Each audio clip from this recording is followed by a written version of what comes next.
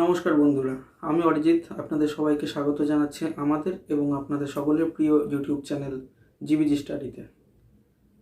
আগের ভিডিওতে আমরা ভারতনাট্যম যে ভারতীয় শাস্ত্রীয় নৃত্য রয়েছে তার সম্পর্কে ডিটেলস আলোচনা করেছিলাম এবং কথা ছিল পরের ভিডিওতে আমরা কত্থক ডান্স নিয়ে আলোচনা করব। তো সেই কথা মতন আজকের ভিডিওতে ডিটেলসে থাকছে কত্থক ডান্স ফর্মের বিভিন্ন তথ্য। আপনারা যারা নতুন চ্যানেলে তারা চ্যানেলটিকে সাবস্ক্রাইব করুন এবং বেল আইকনটি টিপে দেবেন যাতে পরের নোটিফিকেশনগুলো আপনাদের কাছে সবার আগে পৌঁছায়। ভিডিওটি ভালো লাগলে অবশ্যই কমেন্ট এবং শেয়ার করবেন। চলুন দেখে নেওয়া যাক কত্থক ড্যান্স সম্পর্কে কী কী তথ্য রয়েছে। ভারতীয় শাস্ত্রীয় নৃত্যের 8টি ধরন রয়েছে, তার মধ্যে কত্থক একটি ধরন এবং ভারতীয় শাস্ত্রীয় নৃত্যের 4টি মূল ধারা রয়েছে, তার মধ্যে কত্থক একটি ধারা যা সমগ্র পৃথিবীতে এবং ভারতবর্ষে তো অবশ্যই সবথেকে বেশি সমাদৃত হয়।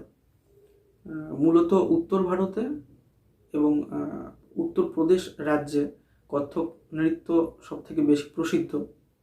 সমগ্র ভারতবর্ষেই এটাকে সকলে খুবই ভালোবাসে। কত্থক নাচ মূলত উত্তর ভারতের যে যাযাবর সম্প্রদায় ছিল তারাই উৎপত্তি করেছিল।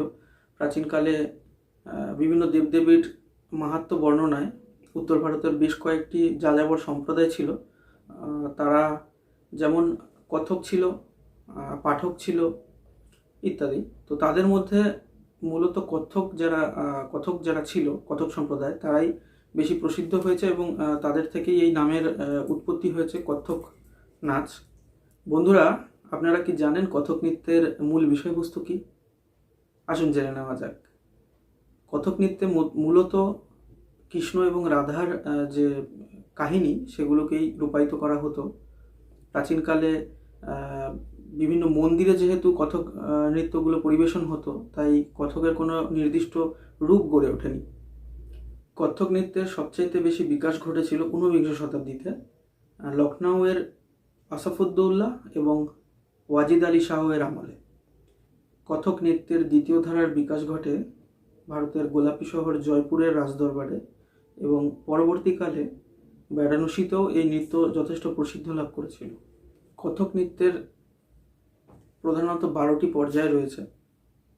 12টি পর্যায় হলো গণেশ বন্দনা, আমোদ, ঠাট, নটবরী, পরমেলু, পরণ, ক্রমলয়, কবিতা, তোরা ও টুকরি, সঙ্গীত ও প্রধান। প্রারম্ভিক পর্যায়ে থাকে গণেশ বন্দনা ও আমোদ। নটবরী অংশে তালের সঙ্গে নৃত্য পরিবেশিত হয়। পরমেলু অংশে নৃত্য পরিবেশিত হয় বাদ্যযন্ত্রের সাহায্যে, বাদ্যধ্বনির সাহায্যে। পরণ অংশটা খুব ইন্টারেস্টিং, সেখানে কত্থক বোল উচ্চারণ করে এবং নৃত্যশিল্পী তার নাচের মাধ্যমে সেটার জবাব দেয়। এখানে নৃত্যশিল্পী জবাব দেওয়ার জন্য পায়ের তাল ব্যবহার করে থাকে।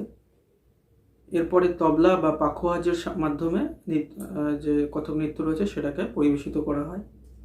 মূলত তবলা ও পাখোয়াজের সঙ্গে যে পর্যায়টি রয়েছে সেখানে কত্থক নৃত্য সবথেকে স্পষ্টভাবে পরিবেশিত হয়। ক্রমশ ধীরে ধীরে এবং দ্রুত, অর্থাৎ বিলম্বিত এবং দ্রুত পর্যায়ে কত্থক নৃত্যটা পরিবেশিত হয়ে যায়। এই সময় হাতে তালি দিয়ে তাল নির্দেশ করা হয়, সেটাকে বলা হয় প্রাধান।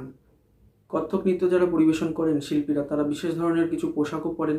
তারা বিভিন্ন চকচকে ঝকঝকে অলংকার ব্যবহার করে। গোড়ালি পর্যন্ত পেশওয়াজ নামে এক ধরনের সিল্কের জামা এবং চুড়িদার পাজামা ব্যবহার করেন। ভারতে বেশ কিছু প্রসিদ্ধ কত্থক নৃত্য শিল্পী রয়েছেন, তাদের নামগুলো খুবই ইম্পর্ট্যান্ট। বিশেষ ইম্পর্ট্যান্ট বিরজু মহারাজ, এটা পরীক্ষায় খুবই আসতে দেখা গেছে, বিভিন্ন পরীক্ষায় এসেছে, রেল, এসএসসি ইত্যাদি পরীক্ষায়। বিরজু মহারাজ কোন নৃত্য শৈলীর সঙ্গে যুক্ত? উত্তর হবে কত্থক, এটা মনে রাখবে সবাই। এছাড়াও রয়েছেন উমা শর্মা, শোভনা নারায়ণন, সুনয়না হাজারিলাল, প্রেরণা শ্রীমালা। আশা রাখছি এই ভিডিওটি আপনাদের সকলেরই খুব কাজে আসবে। পরবর্তী ভিডিওতে আমরা অন্য কোনো শাস্ত্রীয় নৃত্যের সম্পর্কে আলোচনা করব ডিটেলসে। ভিডিওটি দেখার জন্য সবাইকে ধন্যবাদ। সবাই সঙ্গে থাকবেন, ভিডিওগুলোকে অবশ্যই শেয়ার করবেন।